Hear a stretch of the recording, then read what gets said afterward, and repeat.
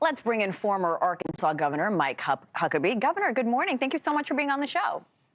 Well, great to be with you, Hena. Thank you very much on this Sunday morning. Sunday morning. Happy Sunday morning, sir. So what are your expectations for the South Carolina primary? Well, if the polls are even close to being right, Donald Trump is going to annihilate Nikki Haley in her home state. That's a tough thing to have. And I know Nikki Haley is battling it hard.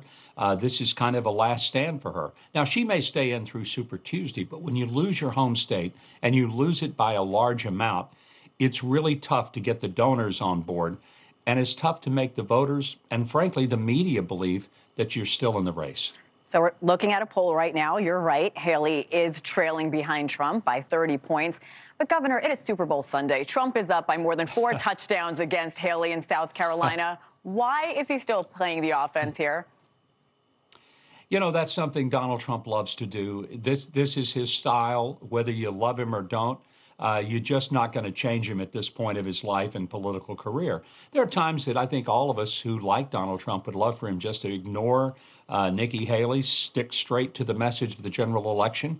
But, you know, he's going to always go after those who are opposing him and, you know, try to make sure that there's nobody running up on his back. And he's doing that in South Carolina right now. Well, Haley did take a swing back at the president last night for attacking her husband. Here's what she had to say. I need to start with the fact that Donald Trump had a rally today. And in that rally, he mocked my husband's military service. And I'll say this. Donald, if you have something to say, don't say it behind my back. Get on a debate stage and say it to my face. Now, Governor, like you mentioned, this is the former president's tactics. Typically, he goes on these attacks. But why on her deployed husband who's serving overseas for our country? Well, I think it's a matter of going after her and just saying, where's her husband? It's probably not a good look because, quite frankly, he is deployed with the South Carolina National Guard.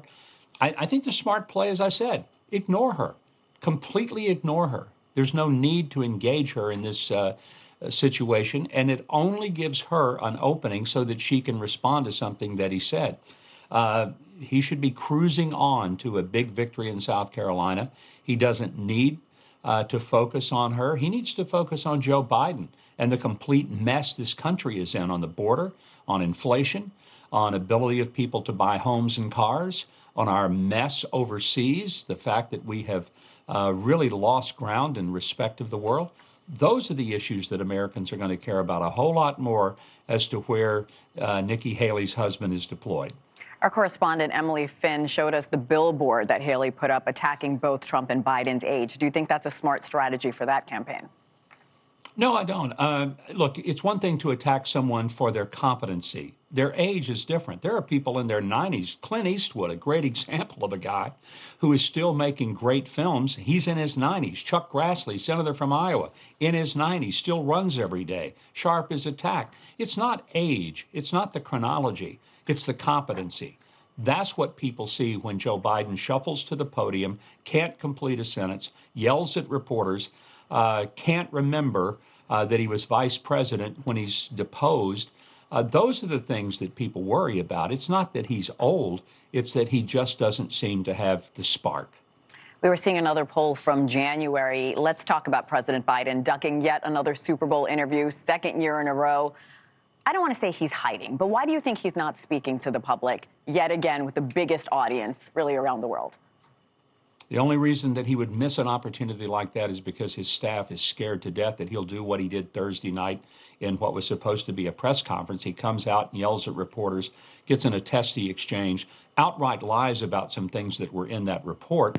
The report from Robert Hur clearly showed that he had misused classified documents that he had no basis of having. Senators don't get those documents. Vice presidents don't. Only presidents. And these were documents he not only had, but he shared with his ghostwriter, and he never should have had them. And Hur's report didn't exonerate him. It basically said, we have plenty to prosecute here, but he's an elderly man who is very forgetful, couldn't remember the years he was vice president, and couldn't remember the year that his son died. Those are the facts. And I think his staff said, we can't put him out there for 200 million people to see him stuttering about an interview. And so they didn't. And that probably was a wise decision. But what a tragedy to think that the current president and the guy that wants to be president has to be shielded from the public. That's not what we need in a leader of the free world. Thanks for watching. Go to joinnn.com to find NewsNation on your television provider. And don't forget to click the red subscribe button below to get more of NewsNation's fact-driven, unbiased coverage.